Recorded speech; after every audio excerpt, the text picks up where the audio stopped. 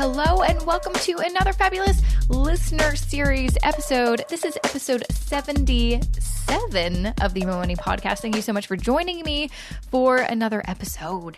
And today I am interviewing Steve Cousins. He wrote into me with a very interesting story. He's basically living kind of the dream, the financial freedom dream. And he comes from an older generation, not a millennial, but he has a very interesting point of view on just kind of saving for retirement to have a very fulfilling retirement and how he got there. And he didn't go kind of the solopreneur, entrepreneur route. He did the corporate thing for decades. And then when he retired, then he became an entrepreneur. So that kind of seems like very similar to the episode I did with Todd Tresser. That was episode 46, in case you want to listen to that one after this one. But yeah, I'm excited to share Steve's story and interview with you, and I hope you enjoy. Thank you, Steve, for joining me on the show today. I'm excited to chat with you and share your amazing story of financial freedom with everybody. Well, it's my pleasure to be here. I'm a big fan of your show. I never miss it. Well, thank you. All the way down I here, appreciate that. Yeah, all the way down in South Arkansas, which is a long way away from where you are. And I love when I get reader emails and podcast listener emails to be on my show, but I especially love people from down south with accents, just because I don't have one and I wish I had one. You sound great. No, you've got an accent. I don't have an accent. Do I? Okay. Fair enough. I guess is this a typical Canadian accent or? We actually have Canadian friends here in town. I actually played tennis with a Canadian this morning here in our town. And you don't have a very strong one, I wouldn't say. No, I think it depends on what part of the country you're from. And I'm originally from the West Coast. Then I moved to Toronto, and I don't know. It's kind of a mesh of both those accents. But it's not super Canadian, I'd say. Well, it's clear you're not from okay. Georgia. I'm not from Georgia. But enough about me. I would love to dive deep into your story, because when you emailed me with all the details about your story, I was like, what? You are absolutely living the dream, my dream, lots of other people's dreams. You worked in the kind of corporate world, but were really smart with your money. And now you are retired and, enjoying the fruits of your labor, so to speak. So I'd love to kind of start from the beginning of, what did you used to do when you were working full time, and what made you think to just live kind of frugally and be really smart and strategic with your money? Well, I came back naturally. My parents were very, very frugal. They paid for the necessities, but it was pretty clear around my house, even from the time I was in elementary school, just the first few grades. I had to get jobs throwing newspapers, working in hardware stores, just pretty much worked all the time, part-time, all the way through school to have spending money, because they took care of all the necessities, but they really believed that you learned a lot by working for your own money. And I think you did, because once you spend it, it's Absolutely. gone, and you understand the give and take of the whole thing. Absolutely. And so, go ahead. No, you keep going. Well, I was kind of a nerdy kid. I mean, I loved math and science and physics. And through high school, from some of my math teachers and science teachers, I figured out that a career in science or engineering was definitely going to be the best thing for me. And I did enough research, and my folks did as well, to decide that engineering was a lot better than pure science from a vocational standpoint. I didn't have any desire to get a PhD, but with just a bachelor's degree, there were just dozens of jobs open all the time. And I picked chemical engineering because I liked chemistry. And it's not for everyone at all. It's a pretty hard major if it doesn't come naturally. But for me, it was pretty easy. And, when I got out after 4 years, I had literally had a dozen job offers, could have had more. And, oh my gosh.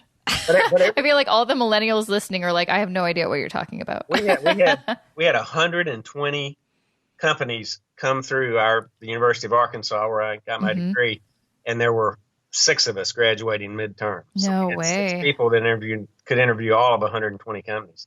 And virtually every company you talked to gave you a plant trip and a job offer. Now, Wow. I kind of had a plan all along, and my first thought was to make sure I could find a place where advancement opportunities were great. So I turned down the really large oil companies. Oil was the thing at the time. And I picked a very small one, but I had interviewed there, and I actually had interned there for a summer and noticed they didn't have anyone there under the age of 30. They hadn't really hired a new engineer in over 10 years. And I thought, they're going to get older. They're going to promote out. They're going to transfer. They're going to retire. And by the time I'm 40, I should be running this place. And it took me to 41. And I was running the place at 41. And not because I was the best engineer in the world, but because I had picked a place where the competition was somewhat limited.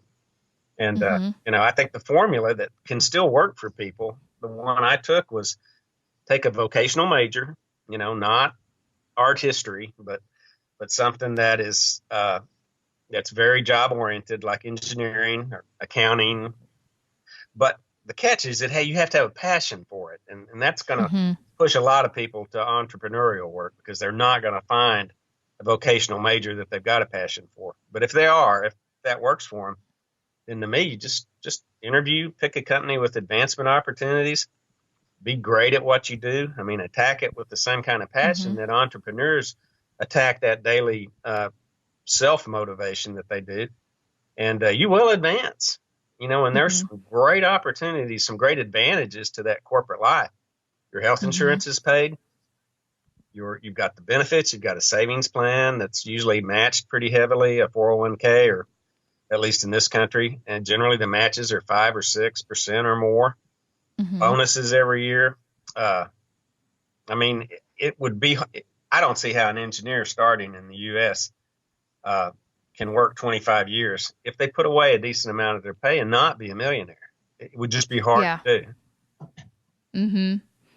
Well, hard for you possibly because where you're very strategic with where your money is. But I think a lot of people, they, get sucked into that kind of lifestyle creep. And once they kind of keep making more money and more money, they find ways to spend it. Well, they do. I mean, even when I was running the whole company up until January of this year, when I retired from that career, there were a lot of the hourly guys out in the plant. And I think they made good money. They were probably making $60 or $70 or $80,000 at times, but they had better cars than I was driving. I tend to buy used cars, nice ones, but I don't buy Mercedes or Lexuses or things like that. Yeah. And I get cars that are 3 or 4 years old, but they look great. People think they're new. They tell me what a great car I've got, but I'm paying way less than half of what the car would cost new. I want to kind of talk to you about, because you said, sometimes you just have to pick the right company and then kind of put your time in, and then, you will advance. And that can be true, absolutely. But I'm wondering, what your perspective is on, how do you know if the company actually is going to help you grow? Because almost every company is absolutely, every company I've worked for, it's there is room for growth. And then you get the job, you work there for a bit, you're I don't think there actually is. What was your kind of insight when you knew the company you worked for? It's no, I'm going to stick this out because I think this is actually kind of a good horse to bet on. Well, the way I could tell was by the size projects I got. And so I initially started working on small projects, but within a year or two, I was spending, the company's money, serious amounts, hundreds of thousands of dollars, and then into the millions of dollars on projects that I was the lead on. And so I think you've got to look at it from a competitive standpoint. They hired about 6 or 7 engineers shortly after me, and you just kind of judge what kind of work are you doing versus what they're doing. And now I tried to be a team player. I enjoyed the people I worked with. We were really good friends. We socialized together, and but from a competitive standpoint, I could tell that I was a step ahead. If I hadn't have been, I think I probably would have changed companies. And I told several of my friends as their careers went on, they seemed to plateau out. And it was clear that the bosses above me didn't see them as being the guys to promote up. When they would look at other opportunities, I'd tell them, yeah, you need to move because Right. it's clear you're not going to get ahead here. But that was never the case for me. I never ran into a ceiling. And I stayed there Yeah. 38 years, if you can believe that, at the same company. Wow. And it sounds weird and hard to do, but it still happens even in this day and age. Yeah, it does. Absolutely. But yeah, like you said, it's like it does kind of become clear where you're like, no, things are moving along when they aren't. And when they're not, it's time to, move on, because there's no point sticking around a job that, isn't going to help you grow. You're going to, you don't want to look back several years. You're like, oh, I wish I'd, looked for a job a couple of years back. What a waste of time. Well, and my friends that I didn't tell them you need to leave, but when they made that decision, I encouraged them. Almost every one of them went on to do at least as well as I did at some other company. They That's just great. found a place where they fit and where they could get advancement. And that's what you've got to do.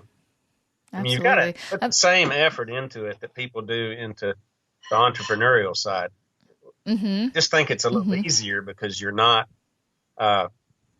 so much of the stuff that you have to provide yourself in the entrepreneurial world. Yeah. It's provided for you. You've got an IT department. You've got an administrative assistant. You've got, an HR department. Now that I'm on the entrepreneurial side at my advanced age here, a lot of that stuff is harder than I would have ever thought.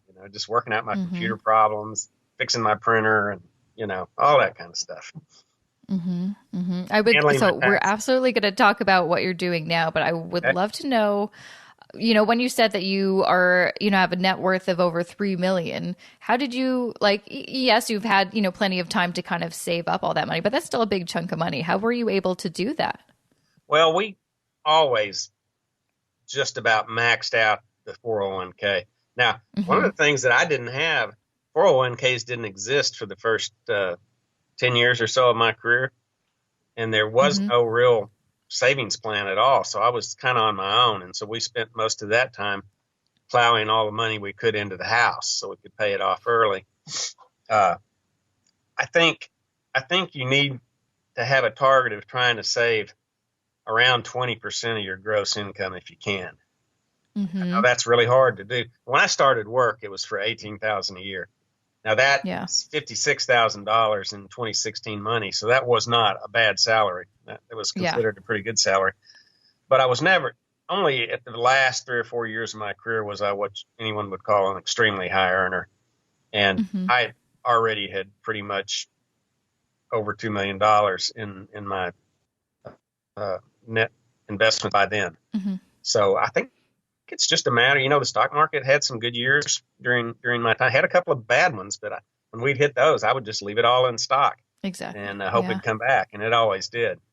But I think you have to live below your means. I never bought anything on payments. I bought a pretty inexpensive house, and then we cash flowed renovations to it. I'm still in that house after 38 years, which is strange. Oh, wow. But it's over twice as big as it was when we started. And it's a very nice house now. I think another thing, I mean, you can't really do this on purpose. You have to get lucky. But I married a really great life partner 38 years ago, and we've stayed together. And she is very frugal. She's a great shopper, great home engineer. She does all the projects around the house and the yard. And although she retired after about 9 years of work, we made a great team. So we did all that on one income. But I could not have lived nearly as cheaply by myself as I did with somebody that was as great a domestic engineer as she is. Oh, I like that, domestic engineer. She's very bright. She's smarter than most things. No, absolutely. I think to achieve such a big goal like retiring with that, kind of amount of money to play with after, you definitely need to have a partner on the same page that's just as, interested and, motivated to find ways to save. So I think that's absolutely a key thing. Not always easy, but you lucked out clearly. I did. I highly recommend Farm Girls if you can find them, but they're hard. There aren't many anymore. They're hard workers. Absolutely. Yeah, I always feel like the laziest person in the house, and she'd back that. Oh, goodness. And you mentioned that you had, how many kids do you have? We have 3 grown kids, 2 engineers, and one has a master's in education. Wow. And you paid for all of their school as well? You were able to afford that? Well, we would have, but they're kind of they're very very brainy kids. We were Hmm. there. They all got free ride scholarships, not only tuition and fees, but also room and board Wow. all the way through. Now That's awesome. they had pretty good test scores, and they picked the majors that. But they stayed in state. They went to the University of Arkansas, as my wife and I did, which is Hmm. already a fairly inexpensive school. But to keep Hmm. good students in Arkansas, they were giving out a lot of scholarships to local kids. Now, we could have cash flowed their education, but we didn't have to. And just kind of Yeah. gave them some of the money we saved up for them after they graduated. Now, they've gone on.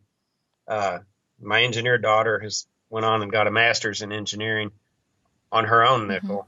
She worked for the university while she did it, so she basically had free tuition. And my chemical engineer son, after 7 years of being an engineer, has decided to become a doctor. So he's a halfway through med school now, and he and his Wow. wife are paying for that. So I just paid for the first degrees.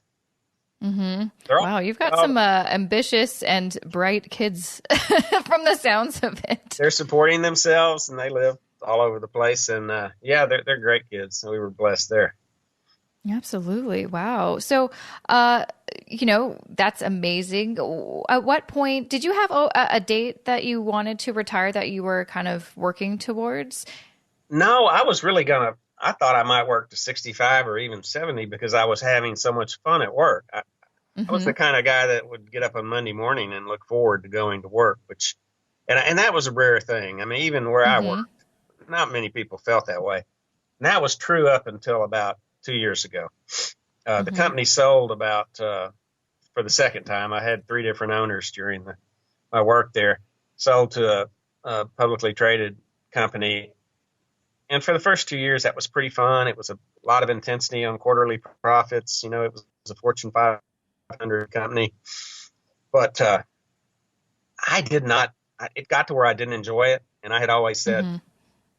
that I would quit and do something else if it ever got that way. Part of it was me just having done it a long time. And part of it was I just didn't get along with their style very well. So Hmm.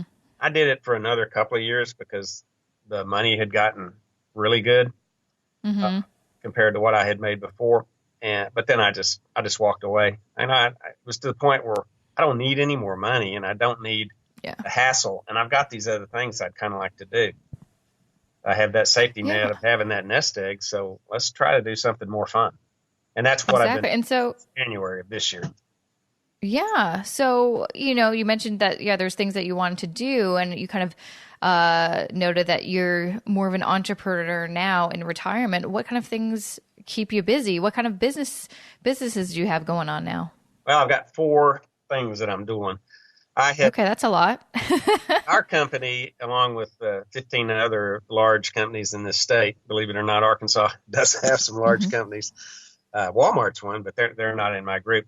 We're Hmm. members of a couple of different trade associations uh, that one was there to try to maintain the lowest net for large companies as possible in the state, and one was there to try to keep the lowest electricity rates for people Hmm. that used a lot of electricity, big companies. And those had kind of run on a volunteer basis, but they had gotten to where the budgets were pretty big. We had a lawyer and we had three or four consultants and we had an administrative aide, but we didn't really have a director. We had one at Hmm. times in the past, but we'd gotten along with various companies loaning people to run those organizations. We had run out of those people. So since I had just decided to retire, I just approached those boards, which I was chairing at the time. I said, look, just give me a flat fee. I named a number that was based on what I made as a salary for about two days a week. I said, Hmm. just pay me that for these groups, and I'll do that. I enjoy it. It's a lot of fun, and if I work 2 days, if I work one day, if I don't work, or if I work 7 days a week, just pay me the same thing. And that set that up Hmm. as my base to work from. And then in addition to that, I do some contract lobbying. I'm a registered lobbyist, and I Hmm. did some of that in my former life. I testified before both the Senate and the House in D.C. Hmm. on some issues. And yeah, I've got a few YouTube things on there. And Oh, do you? did a lot of, well, they were pretty harsh. I was not there as a friendly witness, but yeah, and also did a lot at Little Rock, our state capital. And so I Hmm. still do some contract lobbying.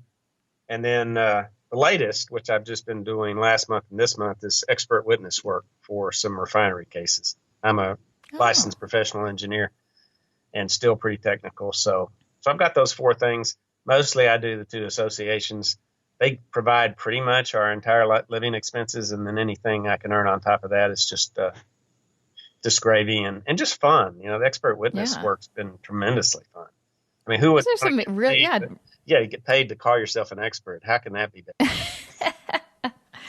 And yeah, and those are all very kind of interesting, side hustles that one wouldn't really think about. So I think that's actually pretty creative of you for doing all those different things. Well, and they Um, came out of my experience. I didn't have to learn anything to do them, and that was yeah, the nice thing. There was not much of a technical risk because I already knew how to do that stuff.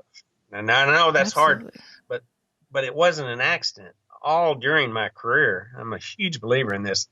I volunteered for everything nobody else wanted to do at the company, and that's how I became a lobbyist for the company, and how I ended up in Hmm. D.C. testifying to hostile senators and congressmen. Nobody Hmm. wanted to do that, but I thought, that would be great if I learned how to do that. Then someday, when I want to leave the corporate world behind, there's a skill set that I've got that almost no engineers in the world have. And Hmm. the same way on the expert witness. Every time we had a trial, I would volunteer to be a witness for the company, and I learned how to do that. It's a skill set. It's kind of dangerous to put somebody on the stand that doesn't understand the process, but I'm pretty safe Hmm. because I've done it, did it half a dozen times for my company.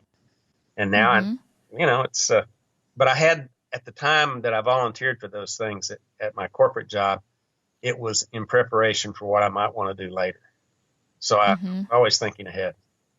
Yeah, I was wondering, like, did you always have the idea that once you retired, you wouldn't really just like retire, so to speak? It'd be more just like, now I'm gonna kind of do my own business, which I find is quite a common kind of idea that lots of early retirees do.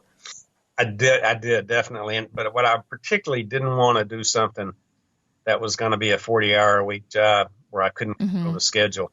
And what I've got now is almost not, it's almost a fee per job, and it's not really that related to how much time I spend on it.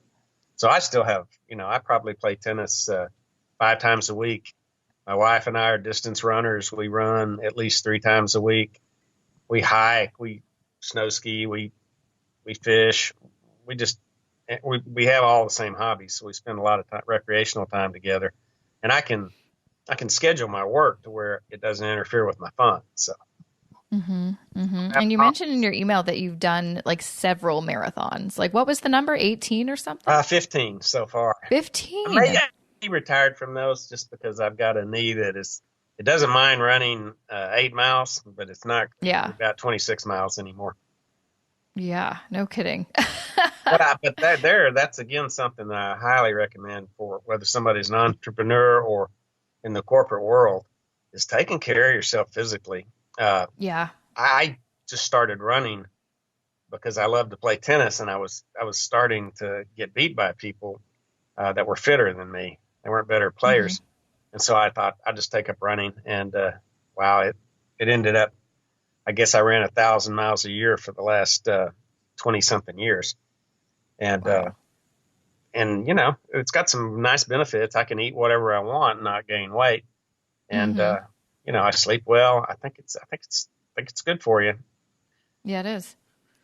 Yeah. And there was a Wow. lot of camaraderie, all the road trips on the marathons. I never liked running, but it was a lot of fun Hmm. associating with runners. So Hmm. Absolutely. I should get back into running, actually. Maybe that should be my New Year's resolution. I try not to make those. I know, me too. I prefer goals instead of resolutions, but that's definitely, I used to run and, not that I was I never do a marathon, but the most I've ever done was a 10-kilometer run, but, we'll see what happens. But, so it seems like you're kind of doing retirement in such a awesome way. I think lots of people think of retirement as, yes, finally I can start, relaxing and enjoying my life. But I think a lot of people are worried that they won't be able to afford it. So I like how it's not that I need to save up so many dollars so I can finally afford to live the life I want. It's like you did that, but then you're also figuring a way to keep that cash flow going, which I think is very important to never kind of have, just now you have cash, you have to make it work for the next, however many years. Well, there were two things. One is I'm an extremely lazy person. Ridiculously lazy. I know that doesn't sound right with the marathons and the corporate success, but it's a good thing if you're an engineer to be lazy, because it drives you to find easier ways to do things, and that's really what you're getting paid for. So it helped my engineering career, but I think I would have been a disaster at the conventional sit on the couch type retirement, because I've got to have deadlines. I've got to have a little bit of creative tension in the back of my mind, knowing that I've got stuff I've got to do. Because otherwise, I really could just sit there and watch TV or read books. And I don't think that would be good for me. So the career I've got, it has, the rate cases and the legislation. There are always deadlines. There's always stuff I need to do.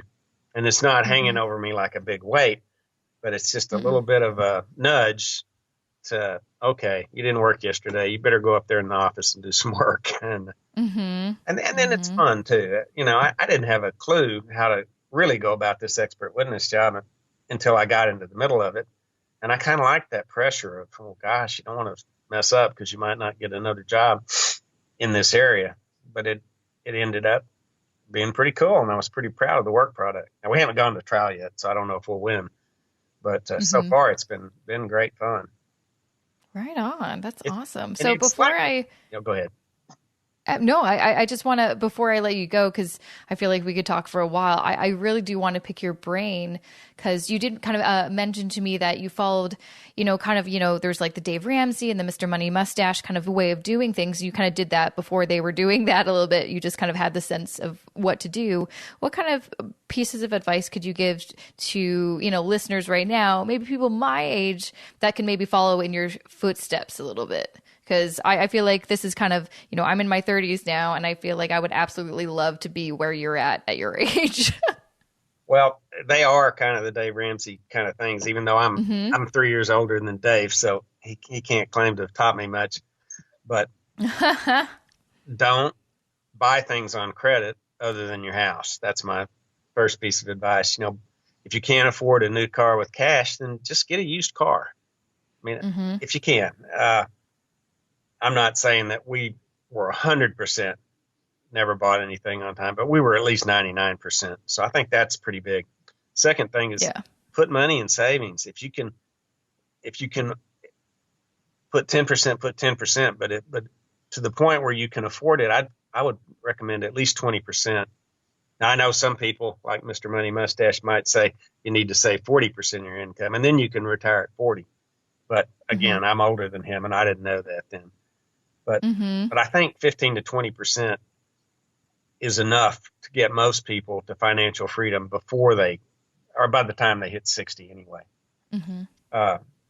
That's mainly it. You want to take advantage of company matches. You don't want to borrow from your retirement plan.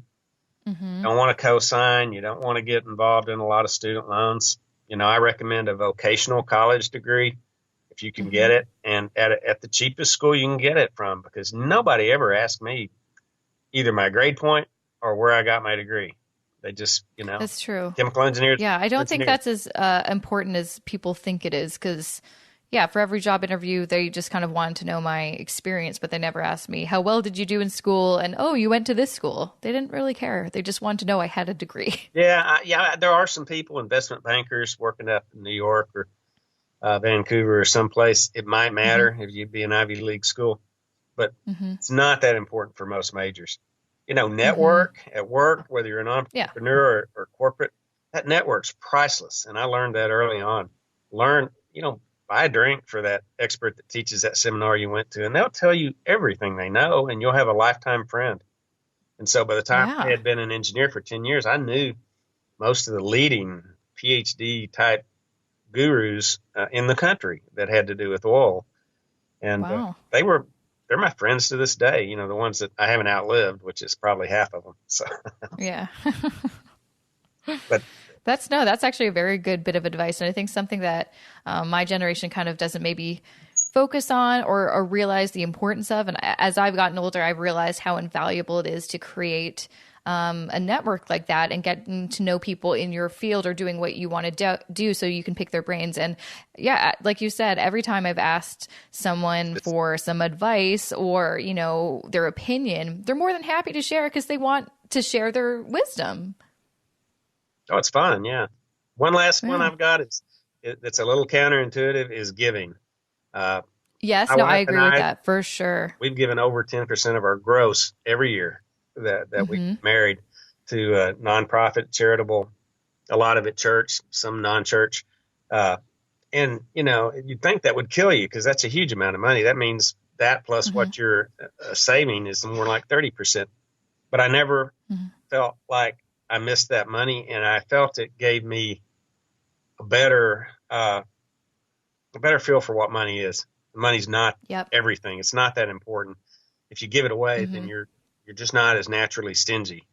And I think the older you get, the bigger the tendency is to, if you're not earning as much as you used to want to hang on it too tight. But that habit that you build of giving more than you're comfortable with giving, I think that it sounds trite to say it makes you a better person, but I think it makes you a better person as far as money is concerned. Absolutely. It's not such a one-sided thing. Money's not just for you. It could and should be used to help others that are in need and, need a helping hand. Absolutely. I think, kind of putting that, and I always do that, put some, kind of a little charity category in my budget so I can kind of save up for that. And then, I always, around this time of year, choose a charity or a nonprofit that I want to help out, and then I donate my money to them. That's a great idea. And sometimes you come across people that you can help either anonymously or just give them a hand. And maybe they don't need much. Maybe $100 makes all the difference in their life at the time. But, or just leave a outsized tip for somebody, some waitress or waiter that's having a really rough day. That's kind of, it's actually the most fun I have with money is when you give it than just buying a toy or something. Even though I do like toys. Absolutely. No, absolutely. And I think that's a great way to kind of leave the episode on and a very positive note. So thank you, Steve, for joining me and sharing your story. And, thanks so much for reaching out. I really appreciate it. Thank you, Jessica. We had a great time.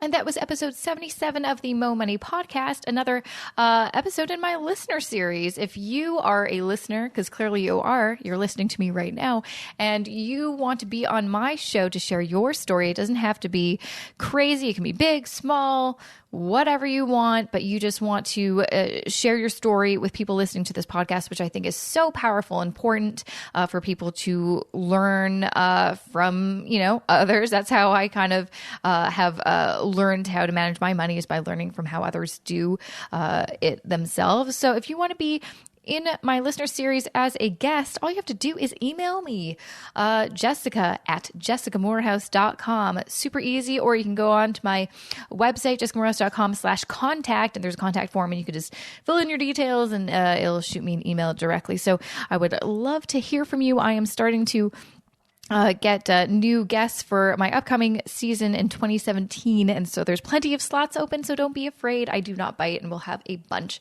of fun. So make sure to shoot me an email. And if you haven't already, I would absolutely love an iTunes review. I think that would be super, super cool. All you have to do is go on the iTunes app or on your desktop and shoot me a rating or review, and I will give you a shout out on a future episode. But besides that, I want to say a big thank you again to Steve for taking the time to chat with me and sharing his awesome story. I'm super motivated to, I think, make a game plan for early retirement. I never really thought about it too much. It's always been a dream, not so much a plan, but I think it might be a plan, actually. I'm going to put into action. So thanks again for listening, and I will see you back here next Wednesday.